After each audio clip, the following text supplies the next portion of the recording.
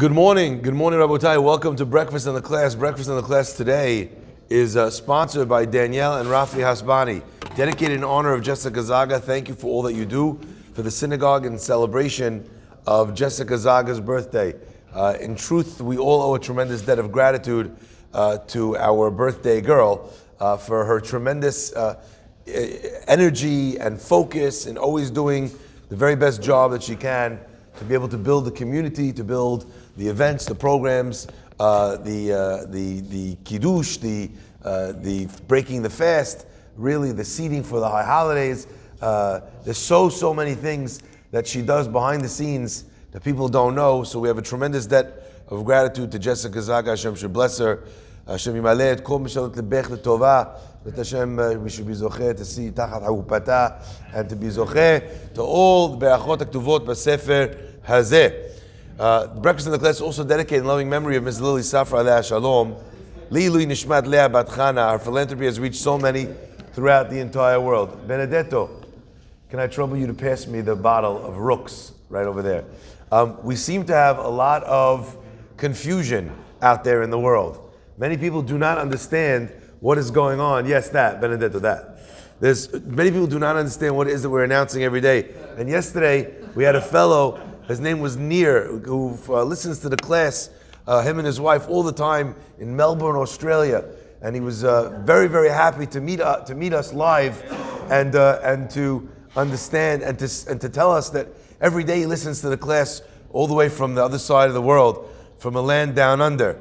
The one thing he does not understand, he struggles to understand amongst many people who do not come from this country, is what do we announce every day when we talk about the week of Cold Brew, sponsored by David E. Ash in honor of you and your substantial capacity to do good today and every day. And as well the fact that the month of Cold Brew was dedicated in honor of Rachel Syed, donated by her children. So to clear up any questions, I'm going just to show you once and for all, this is Cold Brew.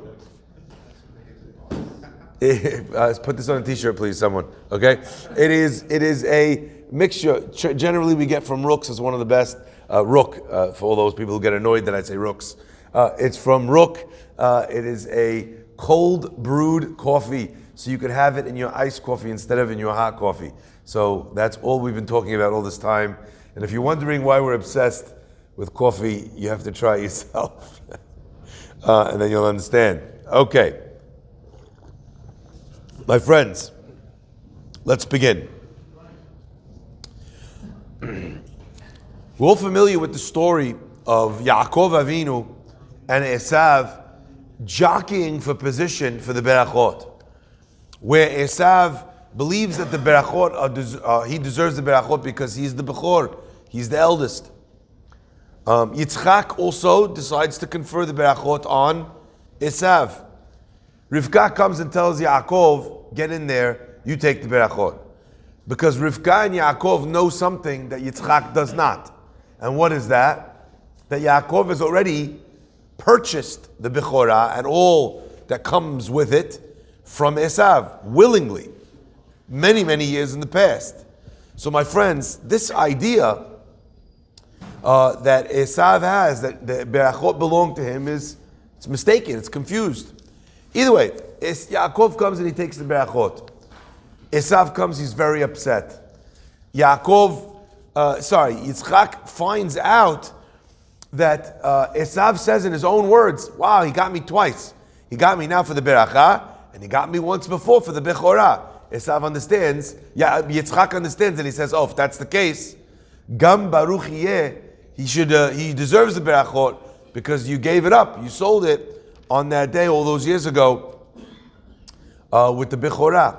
My friends, the aftermath of this is that Esav is filled with such an anger and a hatred towards his brother that he contemplates and he decides that he's going to commit fratricide. He's going to commit a murder of his brother. V'yugad leRivka, and it was told to Rivka, et divrei Esav bena hagadol, the words of Esav, her elder son. How was it told to her? Esav said it to himself. It was told to her b'nivuah. So she comes, v'tishlach v'tikra leYaakov bena hakatan. She sends for Yaakov, her younger sons. Vatomer elav, and she says, Hine Esav achicha mitnachem alecha lecha leorgecha. Your brother wants to kill you. Ve'ata beni. And now my son, Shema v'koli, listen to my voice. V'kum berach lecha Lavan achi Harana. Go run to my brother Lavan who lives in Haran. V'yashavta imo yamim achadim. And you will stay with him. Yamim achadim means a few days. Yamim achadim. Singular days. Ad asher tashuv chamat achicha. Until your brother's anger will relax, will return. Ad shuv af achicha mimcha. Until your brother's anger comes off of you. V'shachach asher asita lo. He will forget what you did to him. V'shalachti, and I will send for you. V'lekachticha misham, and I will take you from there. Lama eshkal gam shnechem yom echad. Why should I lose both of my sons in one day in that epic showdown for when it's going to happen? My friends, there's a couple things that I want to point out here, and one of them in particular that I feel is a very strong lesson for all of us who find ourselves in similar circumstances. You know, what she tells him initially, she says, your brother wants to kill you. I mean, just so we're clear, how high does the anger meter need to run that you decide you're going to kill your brother? Not like I'm going to kill him, but like I'm going to kill him. I mean, on a scale of 1 to 10, Iago, you are an 11. I mean, this is a super high level of anger, right? Why does she think going away for a couple of days is going to solve that? So my friends, the word yamim, we know in many other places in the Torah, yamim is an expression, a euphemism. I see my friend from Israel over here, the Sgan Meir of Rechovot, is nodding his head. We have the word yamim, also means 2 years. Yamim in other places in Torah means 2 years. Achadim means singular. Says the Ibn Ezra, who is a master of Dikduk, he says achadim. What does achadim mean? Less than 10. Why? Because any number less than 10 is still a singular number. We leave the klal of achadim at what point? At the number 10. Then you're in the tens column, not in the singles column. So she says, yamim achadim, it might take a year, 2, 3, 4, 9. But it will be less than 10 years. You might have to go away for a while. But maybe, by that time you'll be able to come back. Rivka hopes for that amount of time to be enough. But as we know, actually that anger, it simmers, it burns for a very, very long time. And actually, Esav's anger outlasts Rivka's life. And this is the last time that Yaakov sees his mother's face, when she sends him to Haran. So we're all familiar with the idea that Yaakov did not have the years, all the years he missed with his father, 22 years, that's the 22 years of Yosef. We're all familiar with that idea. But he never saw his mother again, ever. Okay? So this idea, Yamim Achadim, go away for some time. Until that time, until what? Yamim Achadim, ad asher tashuv chamat achicha.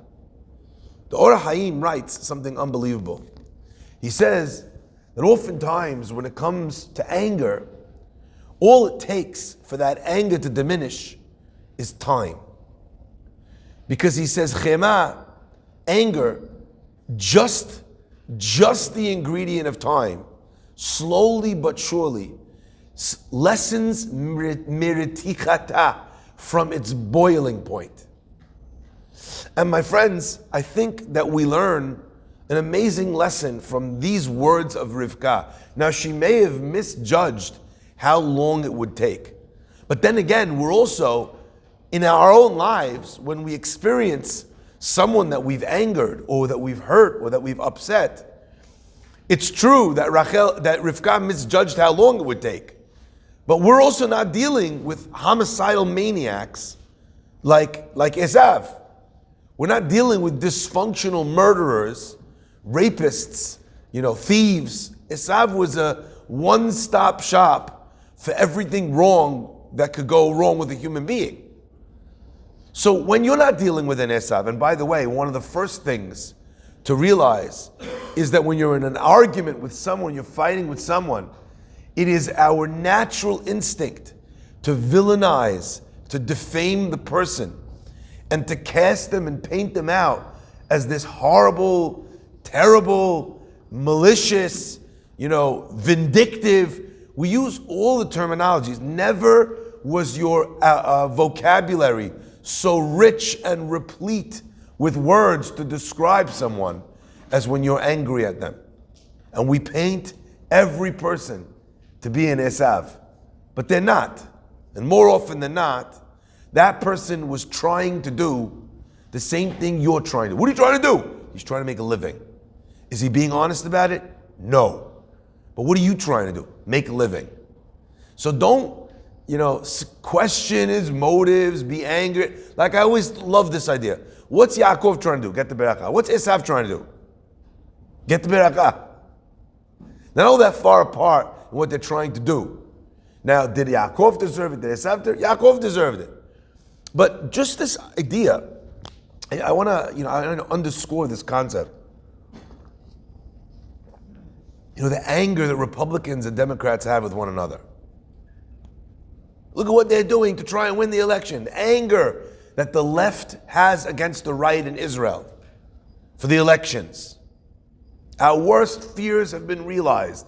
That's what the front page of the JC, I think it was, said. More secular media, they're painting it out as the biggest disaster ever. My friends, how did the right paint out the Memshelet Smol, the left government, with the same terms? Everybody's an Esav if they're sitting on the opposite side of the table to you. But oftentimes, with a little bit of time, you come to see V'chamat HaMelech Shachacha, and the anger of the king, it diminishes. And I always love that pasuk because it's something I think that every person who's angry should remind themselves. What a great segula. Try this next time you're angry. V'chamat HaMelech Shachacha, and the anger of the king subsided. People who stay angry for a long time suffer from a king complex. I'm the person in charge. I'm the most important thing in the world. Everyone should serve me. They should exist to fulfill. What do you think? You're fighting for yours. They're fighting for theirs. But when I feel like I'm the king, my anger can't subside. Tell yourself, V'chamat HaMelech Shachacha. Stop being such a king. Stop seeing yourself as completely justified and the other person as a complete Esav. Because sometimes, Yamim Achadim, a short amount of time away, can actually solve the biggest problems. And it doesn't take intervention, and you don't have to say anything. You don't need to scheme and plot and manipulate. All you need to do is back off. The Gemara was very wise when it said, and it taught us, En mefaisin le'adam b'sha'at ka'aso. It is not the time to try and appease someone in their time of anger. My friends, all of us have watched in some form or another the political dances in the places in which we live. And there is one line that every politician says as soon as it is announced that they have won. And what is the line that every politician, no matter where they come from, no matter which country they serve in, what does every politician say as soon as a tightly contested fight is brought to a close? Anyone know? I will be the president for the people that didn't vote for me. I will be the mayor. I will be the governor of all New Yorkers. That's what they all say. Does that make anybody happier?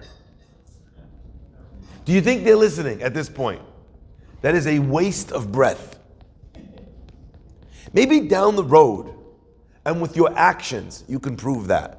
But right now, there's nothing to talk about. My friends, sometimes we underestimate the power of time. And a lot of times I'll hear someone and they'll tell me, oh, my brother said that. I was like, your brother? What brother?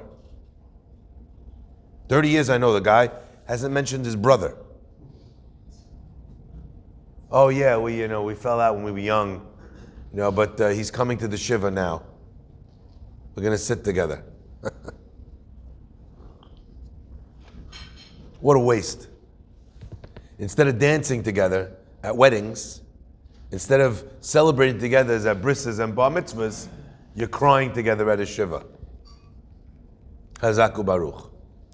You won the game of life. So you know what people will say? People who fought with each other for years. You know what they say almost invariably? Rabbi, it's water under the bridge. Too much time has gone by. And do you know what I always think when people say that to me? Because people sometimes, when people disappoint because they're so cliche? No, you know what I mean? Sometimes you disappoint. The guy's like, too much time has gone by. And I'm like, really? Because as far as I know, when it comes to machloket, too much time is the very best thing that can happen to a machloket. When you can't remember why you're fighting, when chamat hamelech shachacha, when ad asher tashuv chamat achicha, v'shachach et asher asita lo. Enough time went by and he can't remember why you're fighting.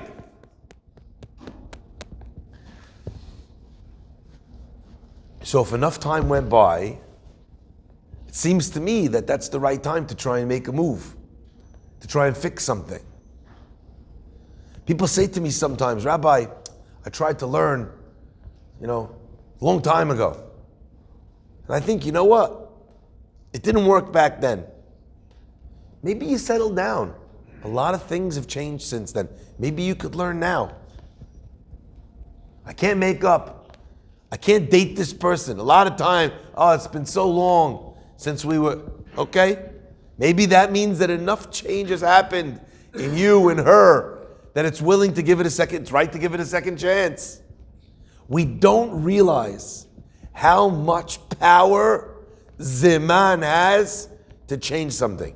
Nothing else, no ingredient, just Zeman. Where do we learn that from? We learn it from Hametz and Matzah. You take flour, you take water, you mix it together. What else do you add besides for 18 minutes? Nothing. But sometimes, my friends, the difference between 18 minutes can be karet. Can be a mitzvah on one side and karet on the other. So if something feels like death itself, if something feels like a punishment, if something feels difficult, just give it some time. People struggle in bad relationships. They don't know how they're going to heal. Rabbi, how am I ever going to trust again? How am I ever going to love again? Feel like I can't. Rabbi, I can't pray. I'm angry with God.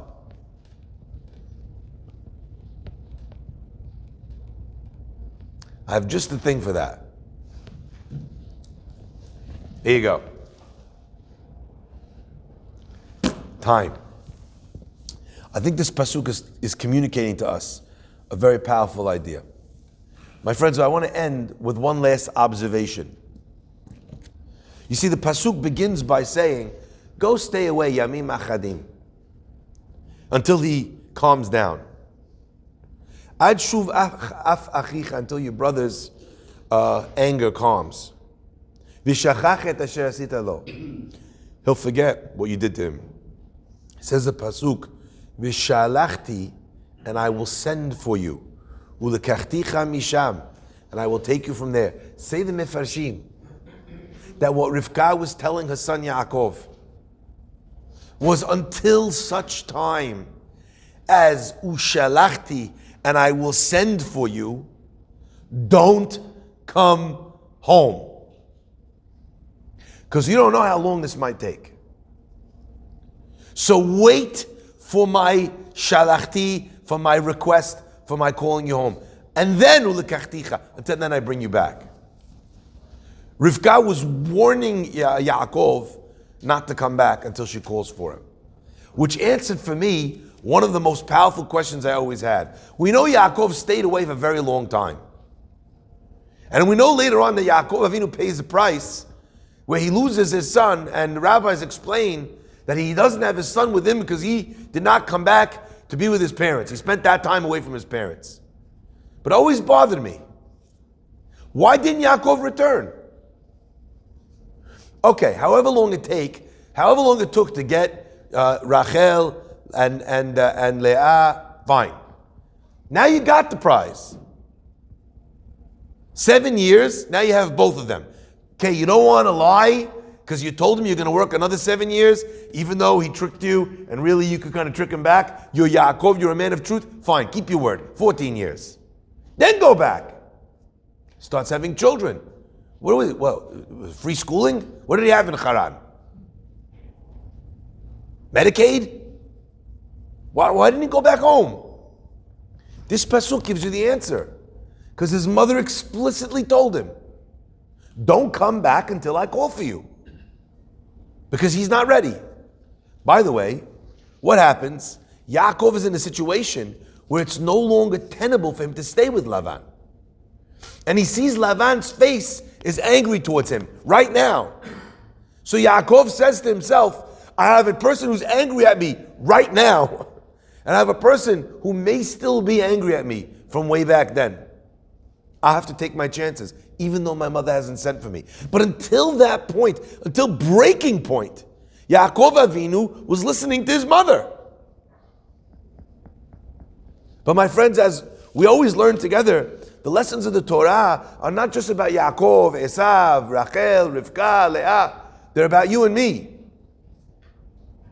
One of the biggest mistakes that people make is they try and figure out for themselves what temperature the person they're in a fight with is at. And Rivka says, don't you be the gauge of that. No, I talked to him. We're fine now. Really?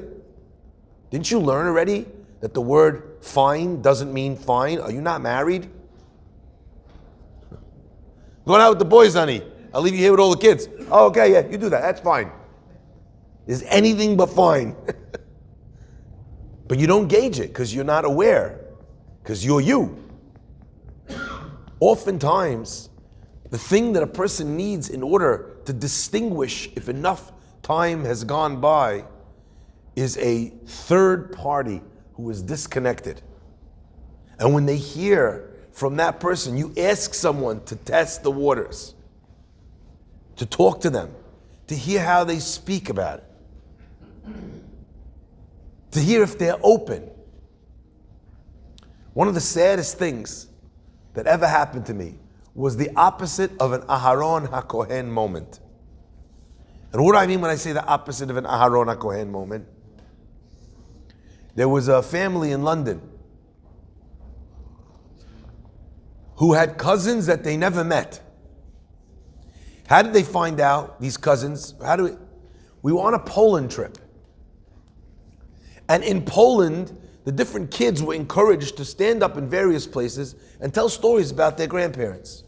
Hey, one kid gets up in Auschwitz, and the kid starts talking about her grandfather, or her great-grandfather, I forget. Anyway, this other kid in the room is like, that's my great-grandfather. I was going to tell that story. These are cousins, maybe, I don't know, first, second cousin. They are unaware of each other's existence. They never met each other. They don't know each other. How did they meet? They met in a place where their great-grandfather suffered the worst indignities of the human spirit. Think about going to Auschwitz to bring Jewish family back together.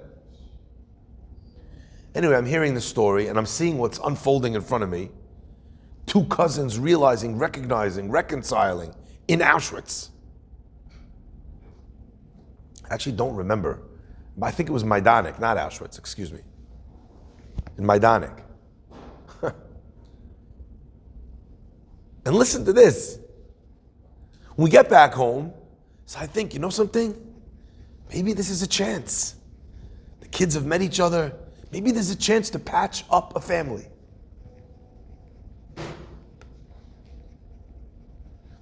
So I told the kids, I was like, look, go home. Sit your parents down. Start telling them about the trip. Don't tell them about it yet. Tell them about the trip. Tell them about what happened when you went to Majdanek. Break it to them slowly. And you know what? And all of a sudden this person, and then tell them about the cousin, and tell them that you're friends. And ask them if maybe it's time. And the kids report back to me the opposite of an Aharon HaKohen story. Each one came back and said, my parents said that we were ready to make up a long time ago. But we're just waiting for them to come forward and apologize. What did Aharon HaKohen do? He would go to each side and say, oh, the other side wants to apologize. Other side wants to apologize. If only I was an Aharon HaKohen. If only someone could let go of V'chamat HaMelech Shachacha. If you could stop being the king with someone needing to kneel and kiss your ring, in order to move forward. Shachacha, it would go. How many years are wasted? How many great opportunities? Is there anything more beautiful than family? How much wasted opportunity? I think all of that is hidden in this pasuk. Hashem should bless us to be strong enough, to be man enough, to be patient enough, to allow time to heal all wounds. Hashem, Be'ezat Hashem, should bring Oseh Shalom b'mamav, Hu b'rachamai v'aseh shalom aleinu, v'al kol amo Yisrael, v'imru, Amen. Baruch Adonai Le'olam.